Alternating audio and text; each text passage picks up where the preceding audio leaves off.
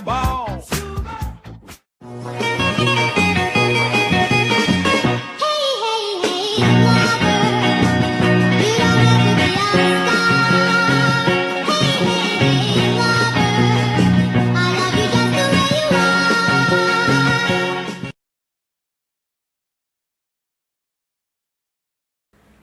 Assalamualaikum warahmatullahi wabarakatuh. Salam sejahtera bagi kita semua.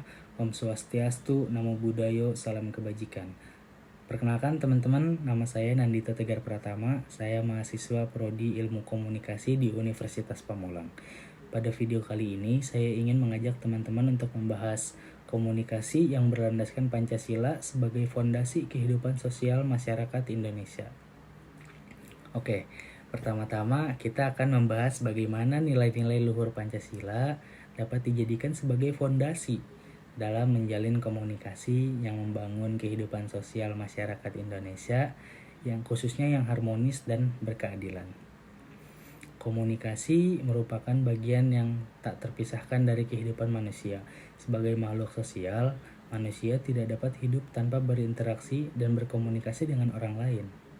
Dalam konteks Indonesia, negara kita sendiri teman-teman, sebuah negara yang majemuk, komunikasi tidak hanya menjadi sarana pertukaran informasi, melainkan juga jembatan dalam membangun persatuan, toleransi, dan kerjasama. Disinilah peran Pancasila menjadi sangat penting teman-teman. Pancasila bukan hanya sebagai dasar negara saja teman-teman gitu ya, tapi juga pandangan hidup dan pedoman dalam berinteraksi di tengah keberagaman masyarakat di Indonesia. Karena Indonesia ini banyak sekali ras antar suku dan agama teman-temannya, karena kita negara kepulauan gitu ya. Kemudian Pancasila sebagai panduan komunikasi. Setiap sila dalam Pancasila mengandung nilai-nilai yang dapat dijadikan pedoman dalam berkomunikasi. Saya yakin teman-teman juga sudah mengetahui ya kelima sila yang ada di Indonesia saat ini, karena teman-teman juga pasti mempelajari kan dari SD, SMP, SMA, pasti teman-teman hafal lah di luar kepala tentang kelima sila yang ada di Indonesia saat ini. Yang pertama ada ketuhanan yang Maha Esa, mengajarkan kita untuk menjunjung tinggi nilai moral dan etika dalam berkomunikasi teman-teman. Tidak menyebarkan kebencian, fitnah, bahkan hoax teman-teman, itu sering banget ya. Yang kedua, kemanusiaan yang adil dan beradab, menuntun kita untuk menghargai sesama, bersikap empatik, dan tidak diskriminatif dalam menyampaikan pendapat. Karena di Indonesia kan banyak banget ras-ras dan agama yang ada ya, ada 5 agama bahkan yang diakui di Indonesia. Nah, kita tuh tidak boleh diskriminatif terhadap orang-orang tersebut, atau itu kan masyarakat Indonesia sendiri gitu ya. Yang ketiga ada persatuan Indonesia, menjadi pengingat bahwa komunikasi harus menciptakan rasa persatuan, bukan memecah belah gitu teman-teman.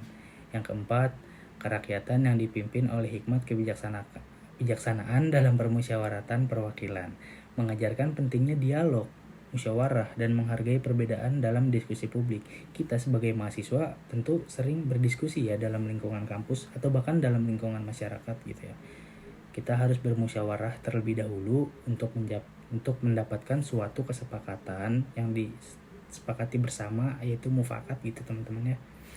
Yang kelima, keadilan sosial bagi seluruh rakyat Indonesia, mendorong terciptanya komunikasi yang merata, adil, dan tidak mengkreditkan kelompok tertentu. Kemudian pentingnya komunikasi Pancasila dalam masyarakat multikultural. Nah teman-teman, saat ini Indonesia tuh tercatat terdiri dari lebih 17.000 pulau yang ada di Indonesia. Kemudian 700 bahasa daerah yang ada di Indonesia gitu ya, dan ratusan suku bangsa. Keberagaman ini menjadi kekuatan, tetapi juga jadi tantangan tersendiri teman-teman.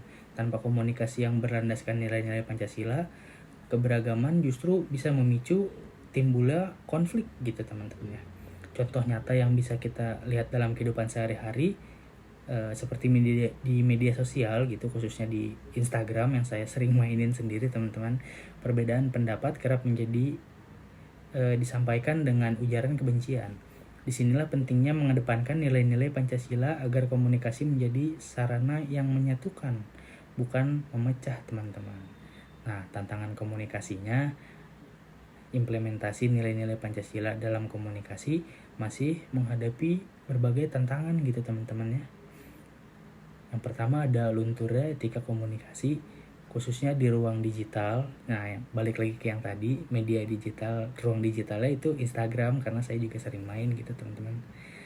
Meningkatnya intoleransi yang dibalut dengan dalih kebebasan berpendapat. Jadi banyak ya komentar-komentar di Instagram itu yang saya baca, rasis, sara, menyebarkan hoax itu banyak sekali dengan dalih ya nggak apa-apa, kita kan negara demokrasi, jadi kita bebas menyampaikan pendapat. Nah, itu tidak boleh, teman-teman ya. Kurangnya literasi digital dan komunikasi, terutama di kalangan remaja. Nah, kalangan remaja nih literasi digitalnya mungkin kurang, teman-teman, karena lain dan sebagai hal ya gitulah. Kita bisa bahas nanti di video selanjutnya gitu ya, kalau ada video selanjutnya gitu, teman-teman. Kemudian komersialisasi media yang lebih menonjolkan sensasi dibandingkan nilai edukatif. Ya, begitulah. Tantangan-tantangan ini memperlihatkan pentingnya revitalisasi nilai Pancasila dalam komunikasi publik, baik di media massa maupun media sosial. Kemudian gimana sih solusi dan strateginya yang bisa kita gunakan gitu, teman-teman ya, untuk memperkuat komunikasi yang berlandaskan Pancasila? Tentu saja kita memerlukan berbagai upaya, teman-teman. Yang pertama ada pendidikan karakter sejak dini agar generasi muda memahami pentingnya nilai-nilai Pancasila dalam komunikasi. Yang kedua ada literasi digital untuk membekali masyarakat menghadapi informasi palsu atau ujaran kebencian. Nah, tadi kan banyak ya informasi palsu atau hoax serta komentar-komentar yang mengutarakan ujaran kebencian gitu, teman-teman. Yang kemudian regulasi dan pengawasan media agar lebih berpihak pada nilai-nilai kebangsaan dan keadilan sosial. Juga banyak sih faktor-faktor pendukung yang lain, teman-teman, seperti keteladanan tokoh masyarakat dari dunia politik, pendidikan, bahkan selebriti yang menunjukkan komunikasi yang santun dan membangun.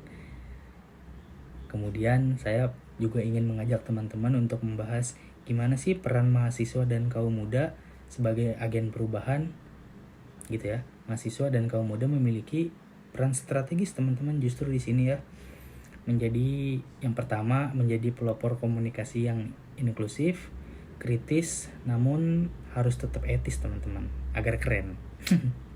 Kemudian mendorong diskursus publik yang sehat di ruang-ruang digital. Yang ketiga, menjadi jembatan antar kelompok masyarakat melalui kegiatan sosial dan pendidikan.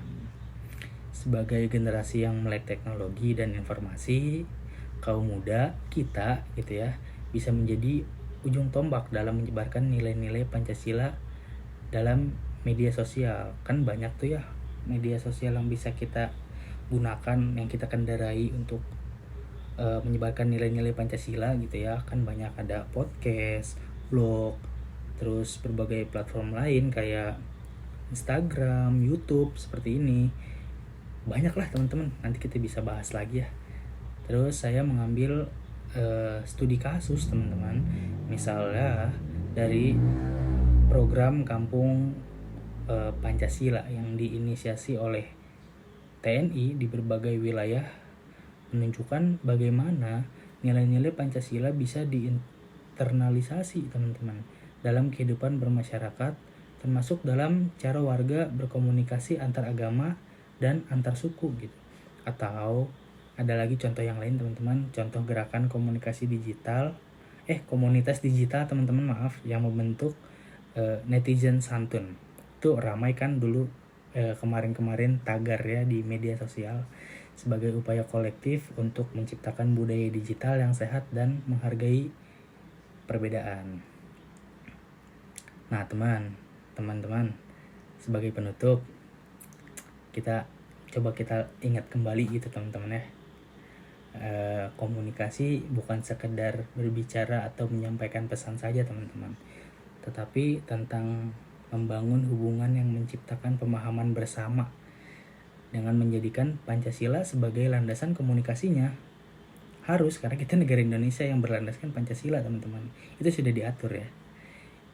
Kemudian kita tidak hanya menjaga nilai-nilai kebangsaannya saja, tetapi juga membangun masyarakat yang adil, damai, kemudian sejahtera gitu teman-teman.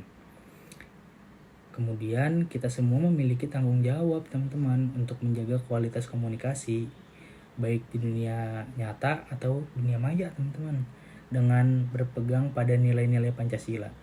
Komunikasi yang akan menjadi jembatan menuju Indonesia yang lebih bersatu dan beradab teman-teman. Kemudian sebagai penutupnya saya mengambil kutipan teman-teman, diambil dari Google, yang saya sendiri tidak tahu siapa yang ngomong teman-teman, tapi kutipannya ada di Google dan bagus, makanya saya ambil teman-teman.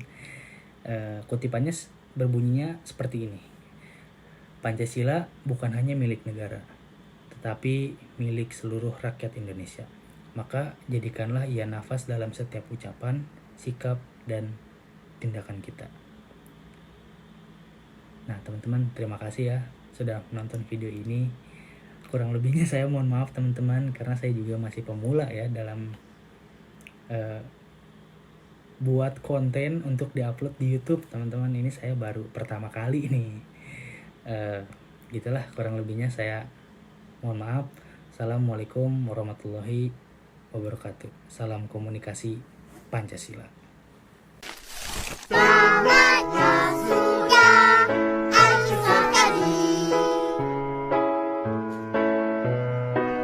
Terima kasih dan jumpa lagi.